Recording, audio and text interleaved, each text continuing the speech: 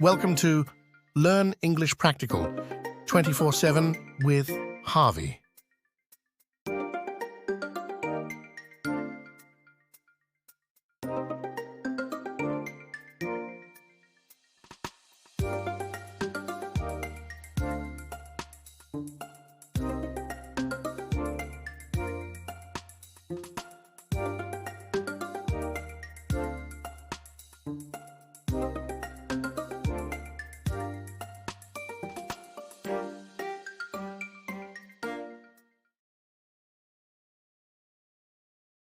On February 10th, Asian American communities around the world will ring in the Year of the Dragon. Some Lunar New Year celebrations will be public, like parades and fireworks, but families will also gather for private parties. The Lunar New Year is a major holiday in several Asian countries, and people celebrate over several days or even weeks. It is called the Spring Festival in China, Tet in Vietnam, and Solal in Korea. The holiday begins on the first new moon of the lunar calendar and ends 15 days later on the first full moon. Because the holiday is based on the moon, it falls somewhere between the end of January and the end of February.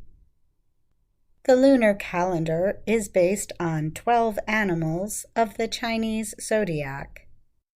The animals are rat, ox, tiger, rabbit, dragon, snake, horse, goat, monkey, rooster, dog, and pig.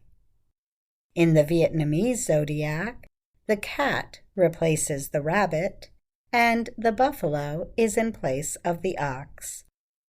For 2024, it is the Year of the Dragon for both. One well-known ancient story speaks of Nian, a terrible monster that eats human flesh on New Year's Day. But Nian has some fears that weaken him. He fears the color red, loud noises, and fire. So Lunar New Year activities include putting up red paper dragons on the doors of homes. People also burn red lanterns all night and set off firecrackers to chase away the monster. To this day, the Lunar New Year celebration is centered on removing bad luck and welcoming all that is good and successful. Red is considered a lucky color to ring in a new year.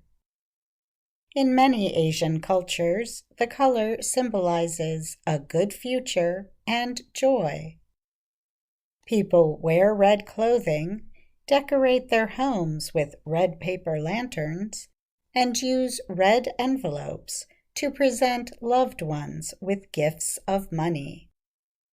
Gambling and playing traditional games are common during Lunar New Year among celebrants around the world. Ancestor worship is also common during this time. Many Korean families take part in a ceremony called chare.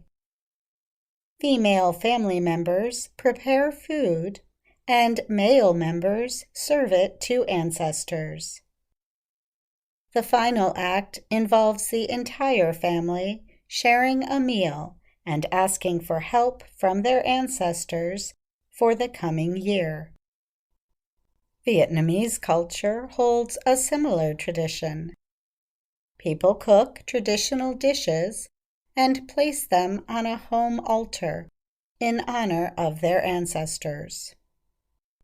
Members of Asian American communities around the U.S. also organize parades, parties, and other events around the Lunar New Year. Lion and dragon dances are common, as are fireworks, traditional food, and cultural performances. People do special cleanings of their homes and decorate using orchids and other brightly colored flowers.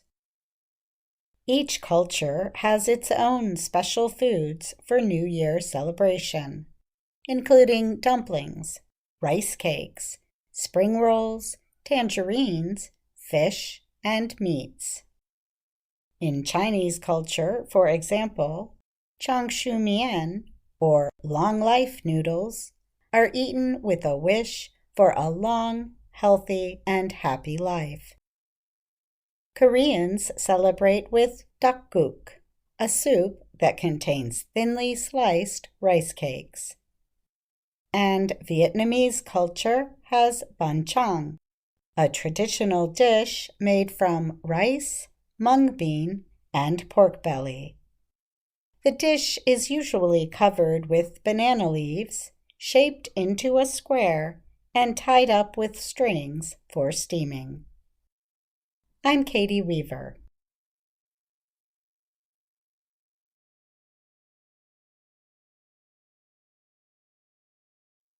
One early morning in Washington, D.C., many years ago, the President of the United States took off his clothes and jumped into the Potomac River. Moments later, he saw a dead man float to the surface. The president was John Quincy Adams, the nation's 6th leader. And we know about the incident because he wrote about it in his diary. A diary is a daily record of events of one's life, especially of personal experiences and thoughts. American presidents from George Washington to Joe Biden have been known to keep diaries. The men wrote about everyday experiences and thoughts. They also wrote about important decisions they made and the reasoning behind such decisions. Adams called his diary his second conscience. Barack Obama said his diary is a process of turning thoughts into writing that makes you ask tougher questions. Jimmy Carter left the White House with more than 5,000 pages of such notes. He said, "I seldom exercised any restraint on what I dictated." Dwight Eisenhower wrote about disputes within a scientific advisory group and some of its proposals about Soviet atomic bombs. And Donald Trump's daily writing was seen by the public on Twitter, now known as X.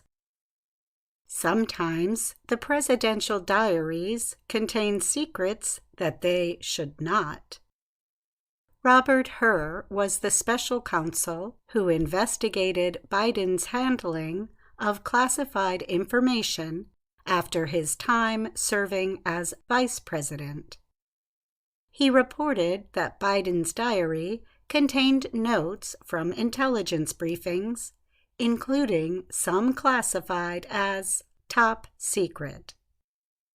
The 1978 Presidential Records Act says that the U.S. government has complete ownership, possession, and control of all presidential and vice presidential records.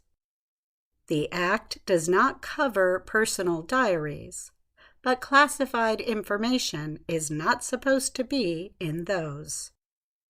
Hur noted in his report that both Jimmy Carter and George H.W. Bush had classified information in their diaries. Ronald Reagan left the White House in 1989. He took with him 8 years of handwritten diaries, the report says, which he appears to have kept at his California home, even though they contained top-secret information. Her wrote, "Historically, after leaving office, many former presidents and vice presidents have knowingly taken home sensitive materials related to national security from their administrations without being charged with crimes." Both Biden and former President Donald Trump have been investigated for their handling of classified information. But only Trump is being accused of resisting demands to return them. Students of history have always been interested in presidential diaries.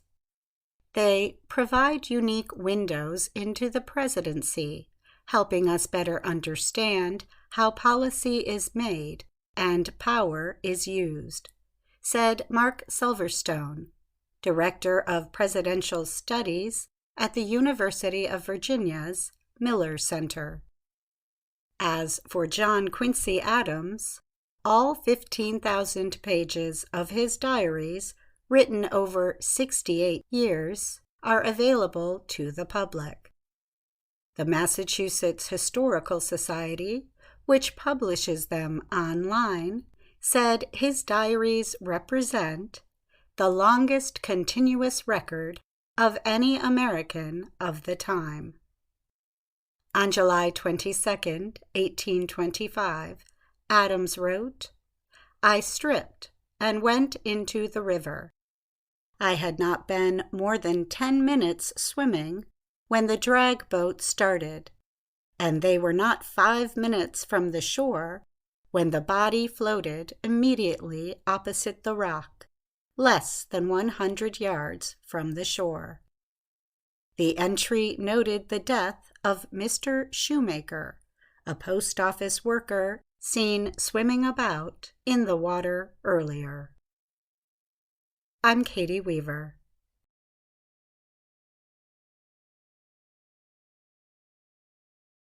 This year, the vernal equinox officially arrives on Tuesday, March 19th at 11:06 p.m. in Washington, D.C. That is 3:06 UTC on Wednesday, March 20th. At that time, the sun will be exactly above the Earth's equator. The word vernal comes from the Latin word vernalis, meaning of the spring. And equinox comes from the Latin words equus, meaning equal, and nox, meaning night.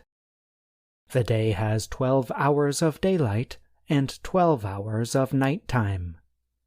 And in the northern hemisphere, the day marks the beginning of spring. On this day, people living in colder areas of the northern hemisphere hope they can put away their winter clothes. They also may soon start planting flowers and vegetables in a garden. Here in Washington, D.C., March 20th also marks the first day of the National Cherry Blossom Festival. Each year, people from around the world come to see the beautiful pink and white blossoms on the thousands of flowering cherry trees. For Washingtonians, the cherry blossoms are a welcome sign that spring has arrived. In ancient times, some cultures built structures to signal the start of spring. Around the year 1000 AD, for example, the Maya built a pyramid in what is now Mexico's Yucatan. It sits within an ancient city called Chichen Itza. On the spring equinox, the sunlight hits in a way that makes the structure look like a snake. The Maya called this day the return of the sun serpent. Today, cultures worldwide have their own ways of identifying and celebrating the arrival of spring. In Japan, spring is marked with a huge cherry blossom festival known as Hanami. The tradition dates back more than 1,000 years. People gather under the blooming trees to eat, drink tea, celebrate, and enjoy the cherry blossoms, known as sakura in Japanese. Artists and poets celebrate the short-lived blooms as a symbol of beauty. In 1912, Japan gave 3,000 cherry trees to the U.S. capital city of Washington, D.C. The gift was to honor the lasting friendship between the United States and Japan. For many countries in Central Asia and the Middle East, the vernal equinox also marks the beginning of a new year. The celebration is called Nowruz. The words no and ruz mean new day in Farsi. Countries along the ancient Silk Road trading path, including Afghanistan, Iran, Turkey, Uzbekistan, and other Central Asian nations, celebrate Nowruz. In the past, Iran was the only country where Nowruz was an official holiday. But after countries gained their independence following the fall of the Soviet Union, many made Nowruz a national holiday as well. During Nowruz, people visit family members and friends and exchange gifts. Iranian families set up a haftzin display of 7 special items that represent spring and new beginnings. In Uzbekistan and other places in Central Asia, people watch wrestling events, horse races, and a special horseback game called, in Uzbek, Kopkari. In this game, 2 teams of players on horseback try to get the body of a headless goat into a goal. A similar game is called Buzkashi in Afghanistan, and Oklak Tartish in Kyrgyzstan and Uyghur-speaking areas. Many in India and Nepal mark the arrival of spring with the Holi festival, known also as the Festival of Colors or the Festival of Love. This year, Holi will take place on March 25th. People celebrate the festival by covering each other in, you guessed it, colors. Children especially enjoy the festival, as they get to throw colored powder and water-filled balloons at others. Some say the festival comes from a story of the burning of the devil Holika. It represents the victory of good over evil, or the arrival of spring after a long, dark winter. Others say the celebration was inspired by the story of 2 young lovers with different skin colors. Krishna, who has blue skin, was in love with Radha. So he colored Radha with paint, leading to the modern-day colorful festival of love. People in Valencia, Spain, have their spring celebration called Las Fallas. It is a wild street festival involving fire. The festival centers on the creation and burning of huge, colorful statues made of wood, paper, and plastic. The statues are meant to look like real people. Valencian communities and organizations work all year to create these structures and place them throughout the city with fireworks inside.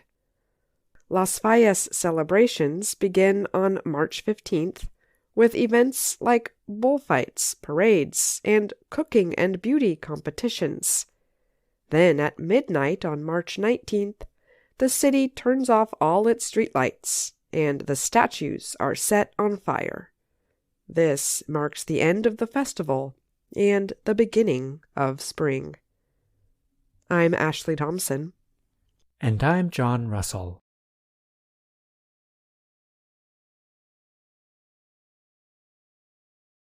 The American college basketball tournaments, known as March Madness, begin this week. College basketball, or National Collegiate Athletic Association, NCAA basketball, is very popular in the United States. In parts of the country, it is even more popular than professional basketball. And many people like to guess who will win the many games played over the next few weeks of competition. 67 games will be held for both men and women. A chart that shows the sequence of games is called a bracket. Thousands of fans in the U.S. compete with each other to correctly predict the most outcomes of each game. Today, more people are using artificial intelligence, or AI, to help them fill their brackets. Using AI for bracketing in the tournament is not so new. Even so, the yearly bracket competitions still provide many surprises for computer science experts who have spent years creating their models using past tournament results. The researchers have found that machine learning alone cannot quite solve for the limited data and unpredictable human elements of the tournament. A normal fan may spend a few days this week deciding which team might win a few games in the tournament. But computer experts are going after even more detailed information. They are using complex math to find the best model for predicting success in the tournament. Some are using AI to perfect their codes or decide which qualities of the team can best predict their competitive future. The chances of creating a perfect bracket are extremely low for any competitor, however advanced their tools may be. An informed fan making choices based on past results has a 1 in 2 billion chance at perfection, says Ezra Miller. He is a mathematics professor at Duke University.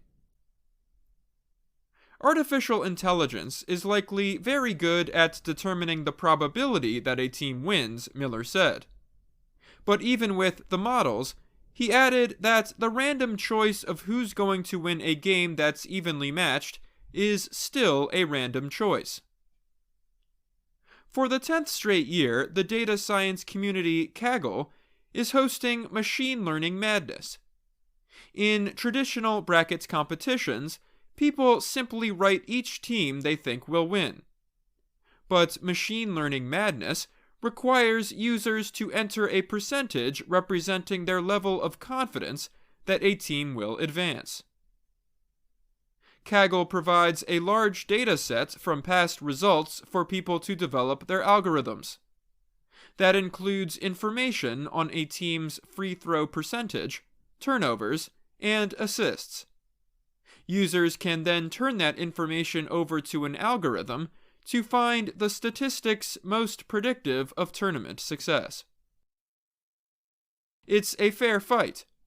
There's people who know a lot about basketball and can use what they know, said Jeff Sonas. He is a statistical chess analyst who helped start the competition. It is also possible for someone who doesn't know a lot about basketball but is good at learning how to use data to make predictions. No method will include every element at play on the court. There is a balance between modeling and intuition, said Tim Chartier, a Davidson University bracket expert. Chartier has studied brackets since 2009. He developed a method that largely depends on team success on home court and away, performance in the second half of the season, and difficulty of schedule. But he said the NCAA tournament's historical results provide an unpredictable and small sample size. That is a difficulty for machine learning models, which use large sample sizes. Chartier's goal is never for his students to reach perfection in their brackets. His own model still cannot account for Davidson's 2008 unexpected admission into the Elite 8 level of the tournament. In that mystery, Chartier finds a useful reminder from March Madness. The beauty of sports, and the beauty of life itself, is the randomness that we can't predict. I'm Dan Novak.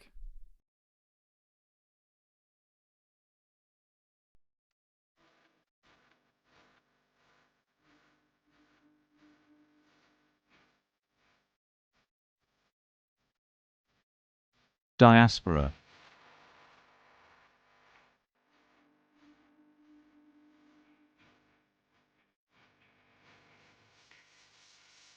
Conscience.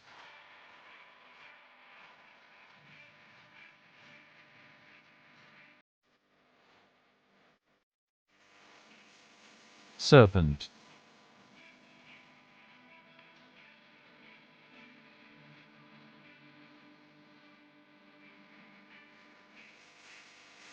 Intuition.